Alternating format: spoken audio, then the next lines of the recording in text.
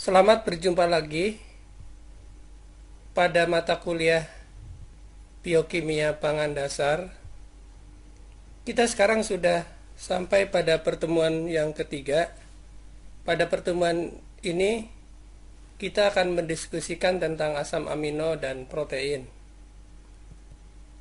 Capaian pembelajaran yang ingin dicapai dari topik pada pertemuan ketiga ini adalah: setelah menyelesaikan topik ini, para mahasiswa diharapkan mampu: pertama, menjelaskan struktur dan klasifikasi asam amino dan peranannya di dalam bahan pangan dan proses fisiologis. Yang kedua, mendeskripsikan struktur protein dan peranannya dalam bahan pangan dan proses fisiologis.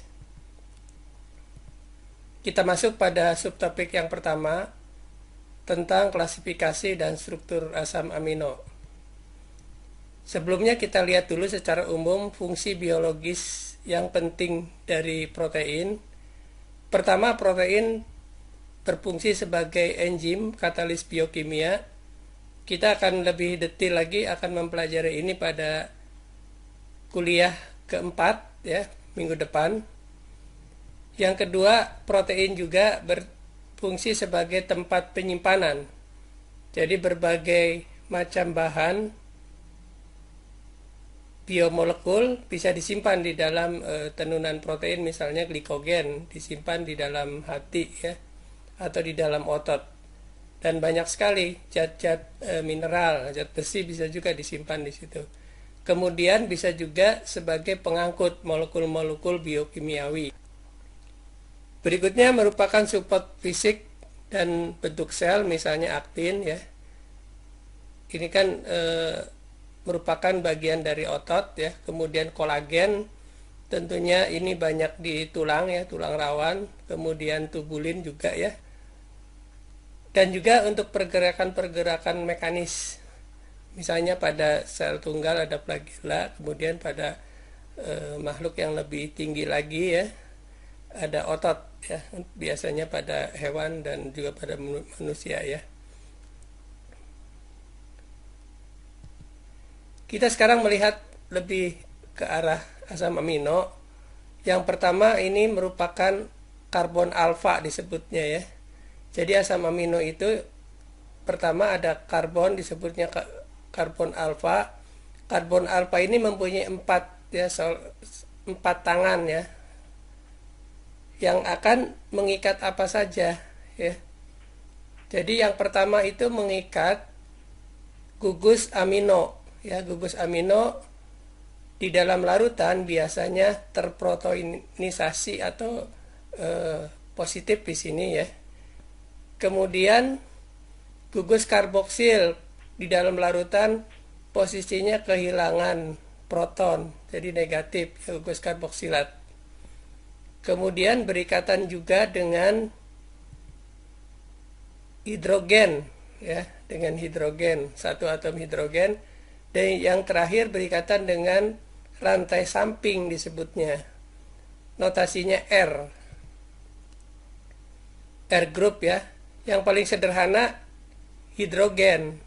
Nama asam aminonya glisin. Kemudian berikutnya alanin ya, CH3 R-nya. Jadi ini yang dua yang sederhana. Yang lain lebih kompleks dari ini ya, dari kedua, dari glisin dan alanin itu rantai grupnya. Nah, penyusun asam amino tadi sekarang kita lebih detail lagi. Pertama adanya atom karbon alfa ya dengan 4 tangan tadi ya, yang berikatan pertama dengan hidrogen, yang kedua dengan karboksilat ya, tadi dalam bentuk larutan itu kehilangan proton. Kemudian dengan amina ya, gugus amina dalam larutan bentuknya terprotonisasi atau plus tadi ya. Kemudian dengan R, gugus R ini berbeda-beda dan total ada 20 macam gugus R, sehingga ada 20 macam asam amino ya.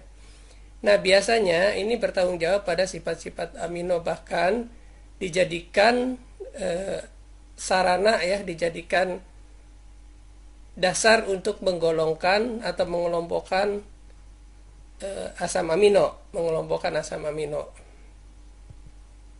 Nah, karakteristik dari rantai samping tadi mempengaruhi sifat fisiologis, fisikokimia asam amino dan juga protein yang dibentuknya. Berdasarkan rantai samping tersebut, dibedakan 5 grup dari asam amino. Yang pertama, asam amino dengan rantai samping atau R group yang bersifat nonpolar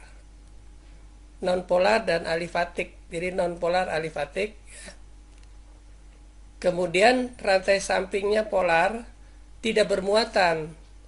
Karena polar berarti dia hidrofilik ya, tapi tidak punya muatan. Kemudian ada juga rantai sampingnya bermuatan positif, rantai sampingnya bermuatan negatif ya. Kalau tidak bermuatan tadi berarti netral gitu ya. Nah, kemudian rantai sampingnya ada yang aromatik, artinya ada cincinnya. Kita lihat anggota dari asam aminonya dari 5 kelompok itu apa saja. Nah, di sini untuk yang rantai sisi non polar alifatik itu ada alanin ya, ada glisin, isoleusin, leusin, metionin dan valin. Untuk kelompok yang kedua tadi yang sisinya polar ya, hidrofilik tetapi tidak bermuatan itu anggotanya ya, anggota asam aminonya asparagin, sistein, glutamin, prolin, serin dan treonin. Sedangkan rantai sisi yang bermuatan positif arginin, histidin dan lisin. Rantai sisi bermuatan negatif ada 2 asam amino yaitu aspartat, asam aspartat dan asam glutamat ya. Dan kelompok terakhir yang rantai sisinya aromatik ya, yang ada cincinnya itu penilalanin dan triptopan dan tirosin ya. Kita lihat lebih jelas pada gambar molekulnya seperti ini ya. Ini kelompok yang pertama tadi ya, alifatic R group. Di sini tadi ada glisin, ada alanin ya, valin. Tadi glisin yang paling sederhana, hanya R-nya itu hanya H, kemudian alanin CH3 ya, metil, kemudian valin lebih banyak lagi gitu ya, 2 metil ya. Kemudian juga ada leusin, metionin ada S-nya di sini ya. Isoleusin juga termasuk di dalam kelompok nonpolar alifatic R group ya. Kemudian polar ya. Jadi tapi tidak bermuatan ya. Tadi ada ini kelompok proteinnya, kemudian yang aromatik tadi kan ada benzennya, ada cincinnya di sini ya. Itu penilalanin, tirosin dan triptopan. Dan ini kelompok asam amino dengan gugus R bermuatan positif, itu ada lisin, arginin dan histidin. Kemudian yang bermuatan negatif gugus R-nya itu ada aspartat, glutamat ya, 2 asam amino ini tergolong ke dalam asam amino bermuatan negatif ya.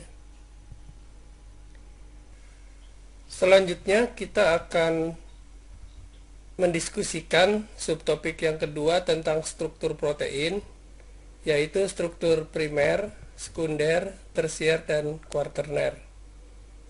Sebelum kita masuk ke pembicaraan tentang struktur, kita lihat dulu ikatan apa yang menghubungkan antara asam amino yang satu dengan asam amino yang lainnya.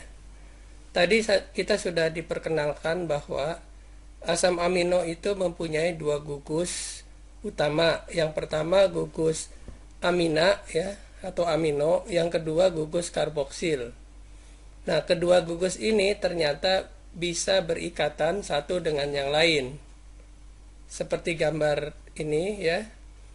Ini gugus amino, kemudian ini gugus karboksil, itu akan berikatan membentuk ikatan yang disebut ikatan peptida.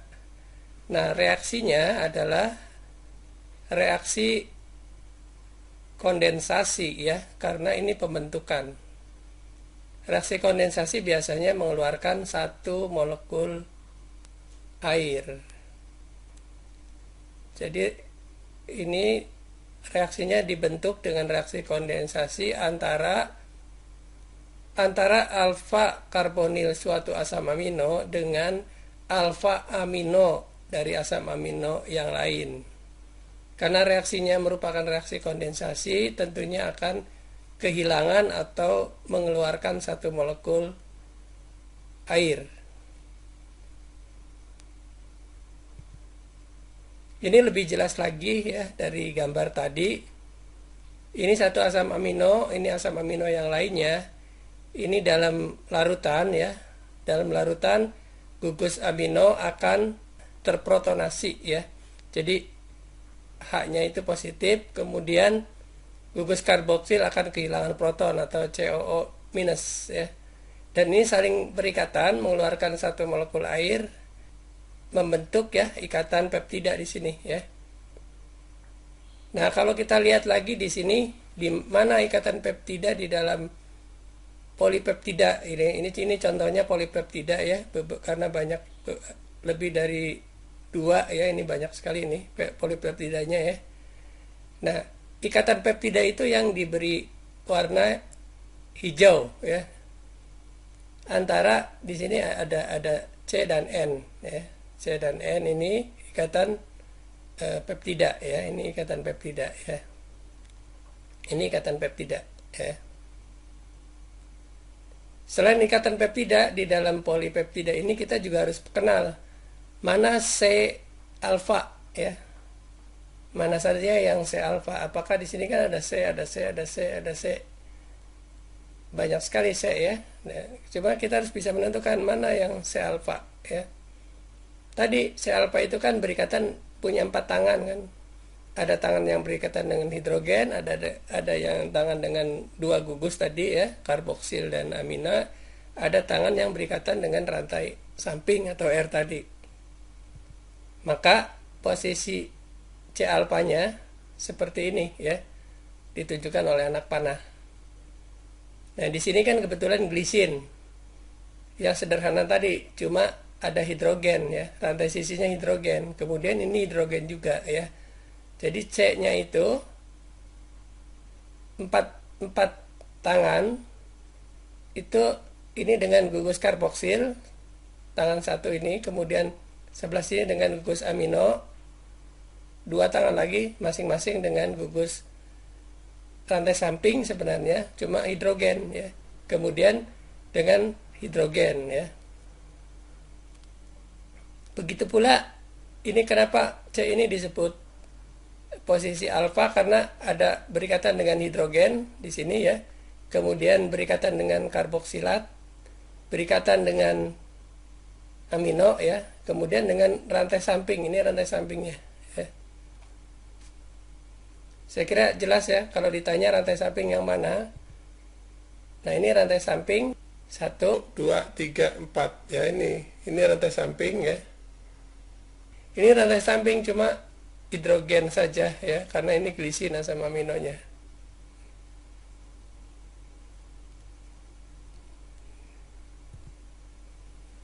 Oke. Nah, sekarang kita masuk ke struktur protein. Struktur protein itu ada 4. Yang pertama struktur primer ya, merupakan urutan linier asam amino, hasil dari sintesis protein. Dari proses transaksi protein, hasilnya adalah polipeptida. Polipeptida kalau memang panjang gitu ya, akan membentuk struktur protein, disebutnya struktur primer. Jadi urutan linier dari asam amino yang panjang gitu ya. Berikutnya struktur sekunder atau secondary structure, itu daerah dari konformasinya berulang dan teratur dari rantai peptida. Nah, biasanya ada 2 bentuk yang sangat terkenal ya, yang disebut helix ya, alpha helix dan beta sheet ya. Nanti kita bicarakan apa alpha helix dan beta sheet. Ini ciri khas dari struktur sekunder ya. Kemudian struktur tersier ini dicirikan sebagai bentuk pelipatan ya, secara utuh. Jadi nanti kita akan membahas bahwa pada struktur sekunder itu ikatan biasanya dibentuk oleh ikatan hidrogen ya, membentuk beta sheet atau alpha helix, itu terutama karena ikatan hidrogen. Tapi kalau pada struktur tersier Karena bentuknya 3 dimensi, ikatannya lebih banyak, jadi bukan hanya ikatan hidrogen, nanti ada ikatan yang lain ya. Nah, berikutnya ada struktur kuarterner. Nah, struktur kuarterner ini sebenarnya penyatuan ya dari beberapa molekul polipeptida sebagai subunit menjadi satu. Nah, itu bisa meningkatkan atau membentuk satu fungsi yang baru ya. Jadi molekulnya menjadi multi subunit. Misalnya kita lihat contoh yang populer itu, misalnya hemoglobin itu ada 4 subunit membentuk bersatu ya, membentuk struktur kuarterner. Begitu pula mioglobin itu 2 subunit membentuk struktur kuarterner. Nah, ini adalah struktur protein sebenarnya merupakan dari perbedaan level di dalam pelipatan ya, pelipatan atau konformasi dari protein ya. Di sini tadi pembentukan ikatan peptida ya.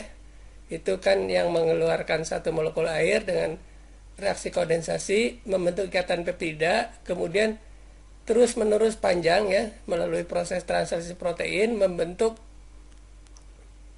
polipeptida ya, atau linear peptida atau asam amino ini yang linear ini disebut struktur primer.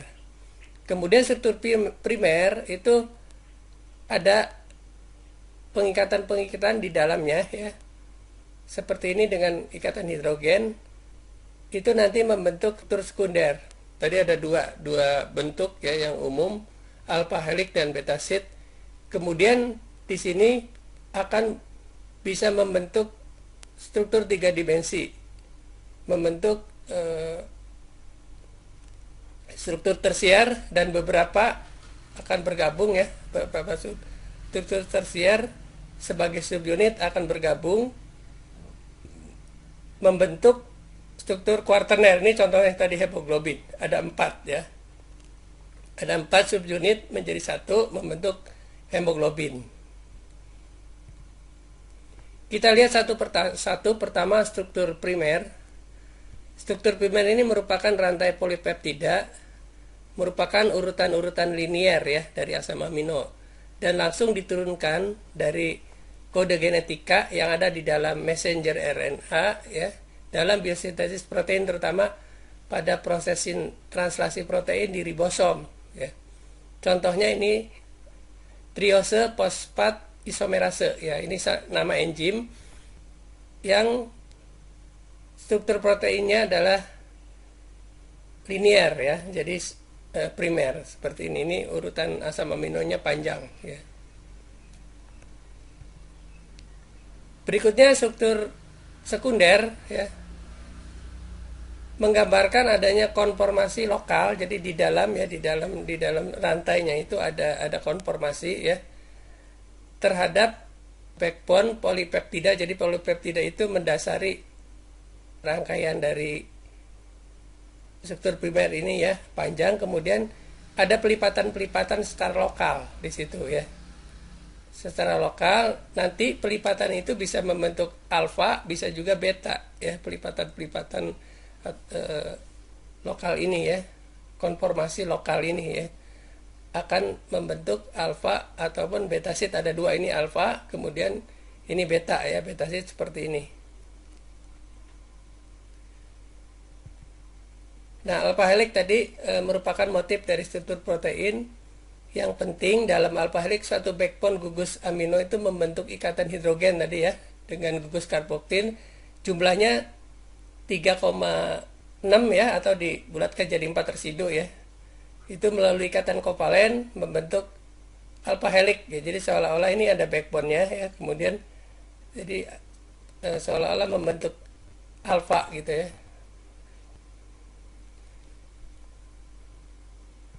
Berikutnya adalah beta sheet ya. Beta sheet ini boleh dikatakan seperti bentuknya datar gitu ya, plain. Ini di sini contohnya. Ini adalah polipeptida satu, kemudian ada polipeptida yang lain, kemudian berikatan ini antara H dengan O di sini ya, perikatan ya. Nah, jadi membentuk datar. Nah, ini kita lihat saja di sini dari C sebelah sini kemudian N, ini disebutnya antiparalel. Jadi beta set yang antiparalel, kemudian ada juga yang sejajar ya, paralel disebutnya. Kebanyakan strukturnya antiparalel ya. Kalau yang paralel itu lebih sedikit.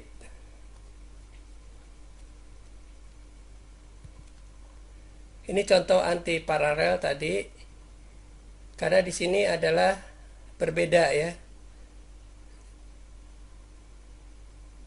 Ini amino, ini karboksil ya, dua ini jadi berbeda ya, amino di sini karboksilnya sebelah sini. Jadi ini arahnya ke sana ya, ini ke sini, ini ke sini. Jadi yang seperti ini disebutnya antiparalel ya. Kalau yang paralel ya, yang paralel itu sama arahnya seperti ini.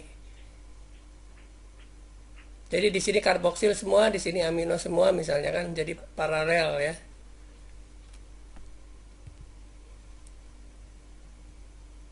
Jadi secara singkat itu struktur sekunder dapat dipandang sebagai hasil dari interaksi lokal yang terjadi pada segmen-segmen tertentu di dalam polipeptida ya. Gaya utamanya yang paling berperan adalah tadi ikatan hidrogen ya antara atom yang berada di dalam rantai utama ya. Nanti kita akan bicarakan lagi kalau ada pembentukan struktur 3 dimensi, itu nanti kita bicaranya kepada struktur tersier ya.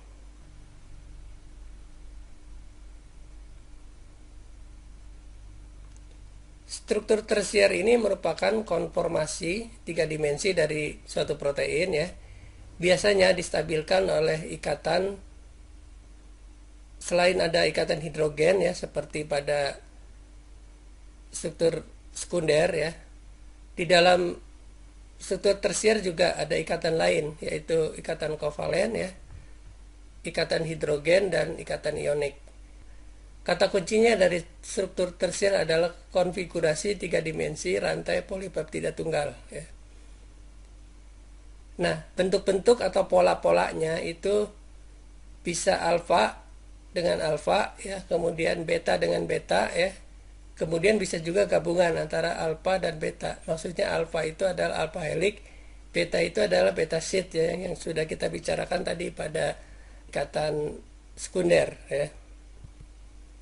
Nah, di sini bisa aja semua alfa nanti ya, semua beta. Ya, ini pola-polanya, ada alfa strip beta ya, alfa garis miring beta ya. Ada alfa plus beta. Ini nanti ada beberapa contohnya. Ini semua alfa seperti ini ya. Ini semua alfa helix, ini dibuat susunan molekulnya seperti ini ya. Dan di bawah ini adalah nama-nama contoh dari proteinnya. Misalnya di sini adalah serum albumin ya, serum albumin itu seperti ini. Di sini ferritin, ferritin like ya. Di sini glukoamilase misalnya ya, seperti ini. Ini contoh pola konformasinya ya. Di sini contoh nama protein atau enzim ya, yang tergolong dengan konformasi itu semua alfa ya. Kemudian ini semua beta ya, sama saja di sini bentuk-bentuknya, dan ini adalah contoh-contoh proteinnya yang bawah ya. Ini alfa garis miring beta tadi ya. Jadi di dalamnya itu ada yang beta sheet ya, ada yang alfa, ini alfa ya, ini beta gitu ya. Ada alfa plus ya, alfa plus beta. Jadi alfanya lebih dominan ya. Oke. Nah, struktur yang terakhir disebutnya struktur kuarterner. Struktur kuarterner ini merupakan susunan dari subunit-subunit ya, protein. Subunit satu dengan subunit yang lain itu berikatan dengan ikatan kovalen biasanya ya. Perubahan konformasi dari satu unit akan berpengaruh kepada subunit yang lain. Nah, biasanya subunit ini bergabung, kemudian membentuk satu fungsi yang baru ya. Jadi tadi meningkatkan fungsi baru atau aktivitas ya, jadi punya aktivitas baru ya. Menunjukkan adanya organisasi dari subunit pada suatu protein, bisa itu punya banyak ya subunitnya, multiple subunit, bisa 4, bisa 2 gitu ya. Dan subunitnya juga bisa identik ya, bisa juga berbeda gitu ya. Subunit diikat bersama-sama oleh banyak ikatan lemah, yaitu ikatan non kovalen ya, misalnya interaksi hidrofobik ya, interaksi elektrostatik dan lain-lain. Nah, contoh yang paling populer ada 2 di sini adalah hemoglobin ya, ada 4 subunit ya, kemudian juga ada enzim alkohol dehidrogenase. Baik, sekian ya pertemuan kita untuk kuliah ketiga ini. Terima kasih atas perhatiannya. Sampai jumpa pada kuliah berikutnya.